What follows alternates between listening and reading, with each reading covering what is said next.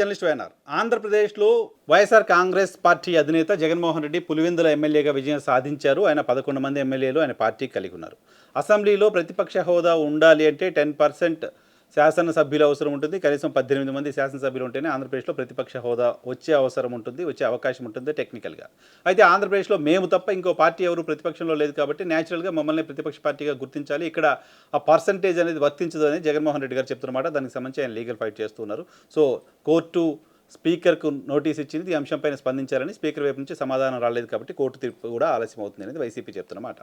So ఈ అంశానికి సంబంధించి వైఎస్ఆర్ కాంగ్రెస్ పార్టీ ప్రమాణ స్వీకారం చేసిన సందర్భంగా అసెంబ్లీకి వెళ్ళారు. ఆ తర్వాత అసెంబ్లీకి వెళ్లకుండానే బయట నుంచి అసెంబ్లీ జరుగుతున్న సందర్భంలో బయట నుంచి ప్రజా సమస్యలపైన ప్రెస్ కాన్ఫరెన్స్లు పెడతాం, 2-3 రోజులకు ఒకసారి నేను వచ్చి ఈ అంశాలపైన, అసెంబ్లీలో మాట్లాడాల్సిన అంశాలపైన, అసెంబ్లీలో జరుగుతున్న చర్చలపైన ప్రజలకు నేను సమాధానం చెప్తానంటూ జగన్మోహన్ రెడ్డి గారు చెప్తున్నారు. ఆ మేరకు ఇప్పటికైనా ఒక 2 ప్రెస్ కాన్ఫరెన్స్లు కూడా పెట్టారు. అయితే అసెంబ్లీకి జగన్మోహన్ రెడ్డి గారు వెళ్ళకపోవడం అనేది రాజకీయంగా ఆయనకి నష్టం కలిగిస్తుందా, లాభం కలిగిస్తుందా అనే విషయం పక్కన పెడితే, జగన్మోహన్ రెడ్డి రాకపోవడం అనేది మాత్రం కూటమి నేతలకు తీవ్రమైన నిరాశను కలిగిస్తున్నమాట నిజం.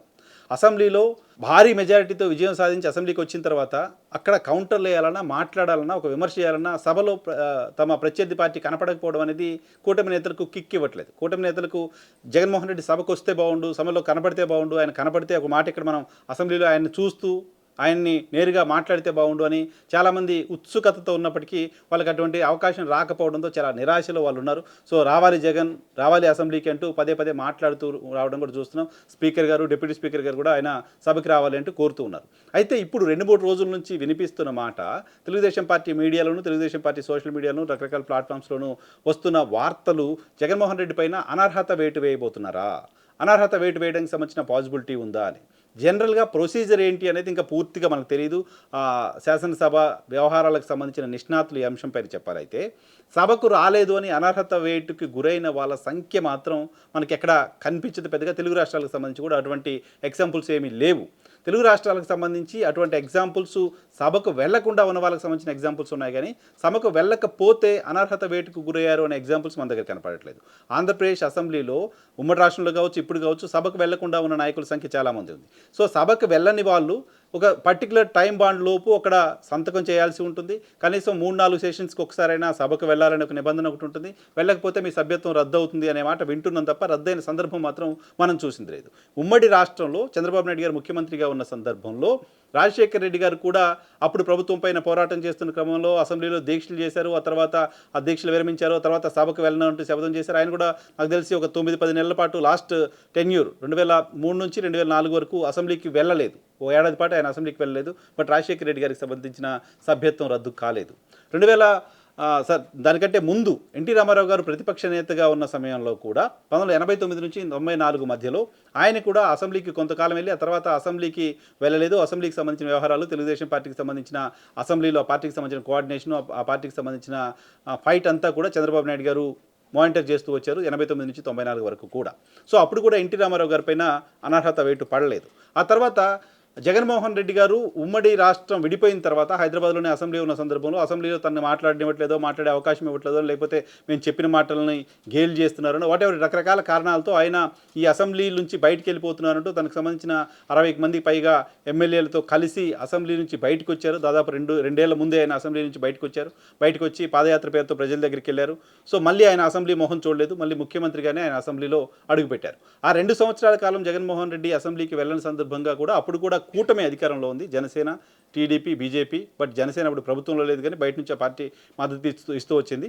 సో ఈ కూటమి సర్కారు అప్పుడు అధికారంలో ఉన్న సమయంలో కూడా జగన్మోహన్ రెడ్డి పైన అనర్హత వేటు వేసే ప్రయత్నం, అనర్హత వేటు వేయలేదు. మనకు క్లియర్గా ఎగ్జాంపుల్ కనపడుతుంది. ఆ తర్వాత గడిచిన ప్రభుత్వంలో జగన్మోహన్ రెడ్డి ముఖ్యమంత్రిగా ఉన్న సందర్భంలో చంద్రబాబు నాయుడు గారు తనకు అవమానం జరిగింది, తన కుటుంబ సభ్యులను అసెంబ్లీలో అవమానించారు అంటూ 2.5 ఏళ్ల ముందు, దాదాపు 2.5 ఏళ్ల ముందు ఆయన అసెంబ్లీ నుంచి బయటకు వచ్చేశారు. సో ఆయన పార్టీగా బయటికి రాకపోయినప్పటికీ ఆయన మాత్రమే బయటకు వచ్చారు. బయటకు వచ్చి ఆ 2.5 ఏళ్ల పాటు అసెంబ్లీ సమావేశాలు జరిగినప్పటికీ ఆయన వెళ్ళలేదు. ఒక్కసారి శాసన మండలికి ఎన్నికలు జరుగుతున్న సందర్భంగా అసెంబ్లీకి వెళ్ళి ఓటు వేసి వచ్చారు. బట్ చంద్రబాబు నాయుడు గారి పైన కూడా అనర్హత వేటు పడలేదు. నేను 2014 నుంచి 19 వరకు జగన్మోహన్ రెడ్డి గారు వెళ్ళలేదని చెప్తున్న సందర్భంలో కేవలం జగన్మోహన్ రెడ్డి గారు మాత్రమే కాదు, మొత్తం ఆ పార్టీకి సంబంధించిన ఎమ్మెల్యేలు అంతా దాదాపు 60 మంది, ఆ పార్టీకి సంబంధించిన ఎమ్మెల్యేలు ఎవరూ కూడా 60 మంది లేరు, 62 మంది అంతా వాళ్ళు గెలిస్తే 23 మంది ఇటు తెలుగుదేశం పార్టీలోకి వచ్చారు కాబట్టి మిగతా ఎమ్మెల్యేలు అందరూ కూడా అసెంబ్లీకి వెళ్ళలేదు ఆ 2 ఏళ్ల పాటు. బట్ ఆ మిగతా ఎమ్మెల్యేలు అందరిపైన కూడా నిజానికి సెషన్కి వెళ్ళలేదు కాబట్టి అనర్హత వేటు పడి ఉండాలి. బట్ వాళ్ళపైన కూడా అనర్హత వేటు పడలేదు. సో ఇప్పుడు జగన్మోహన్ రెడ్డి 2-3 సెషన్లకి అక్కడ అటెండ్ కాలేదు కాబట్టి ఆయన పైన అనర్హత వేటేస్తారు అంటూ చర్చ జరుగుతున్న నేపథ్యంలో దీనికి సంబంధించిన టెక్నికల్ పాసిబిలిటీస్ ఏంటి, గతంలో ఎప్పుడు జరిగింది ఇప్పుడు జరగడానికి సంబంధించిన అవకాశం ఉందా లేదా అనే చర్చ జరుగుతోంది. బట్ మనకున్న నాలెడ్జ్ ప్రకారం, మనకున్న ఇప్పటివరకు అందుతున్న సమాచారం ప్రకారం, ఇప్పటివరకు తెలుగు రాష్ట్రాలకు సంబంధించిన సాంప్రదాయాన్ని చూసిన నేపథ్యంలో తెలుగు రాష్ట్రాలకు సంబంధించి అసెంబ్లీకి వెళ్లకుండా ఉన్న నాయకులకు సంబంధించిన ఎగ్జాంపుల్స్ మన కళ్ళ ముందు కనపడుతున్న నేపథ్యంలో అనర్హత వేటు అనేది రాజకీయపరమైన చర్చకు మాత్రమే పనికొస్తుంది తప్ప అనర్హత వేటు వేయడానికి సంబంధించిన పాసిబిలిటీ చాలా చాలా చాలా తక్కువగా కనపడుతుంది. ఒకవేళ అనర్హత వేటు వేయాల్సి వస్తే జగన్మోహన్ రెడ్డి ఒక్కడిపైన వేసే పరిస్థితి ఉండదు. 11 మంది ఎమ్మెల్యేల పైన అనర్హత వేటు వేయాల్సిన అవసరం ఉంటుంది.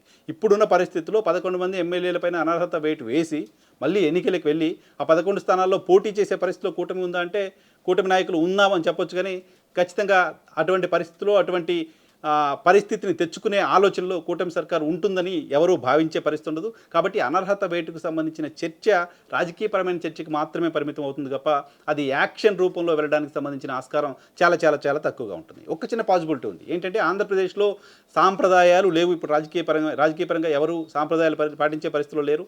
ఒకరిపైన ఒకరు విపరీతమైన ద్వేషంతో కక్షతో ఉన్నారు. కాబట్టి అటువంటి నిర్ణయాలు, అటువంటి అన్యూజువల్ డెసిషన్స్ తీసుకోవడానికి సంబంధించిన ఆస్కారం లేకపోలేదు. అయితే టెక్నికల్గా దానికి సంబంధించిన పాసిబిలిటీ ఉందా లేదా అనేది చూడాలి. సో ఇప్పటి వరకు ఉన్న సాంప్రదాయాలను గమనించినప్పుడు మాత్రం అనర్హత వేటు అంశం పైన జరుగుతున్నది కేవలం రాజకీయపరమైన చర్చగా మాత్రమే చూడాల్సిన అవసరం ఉంది.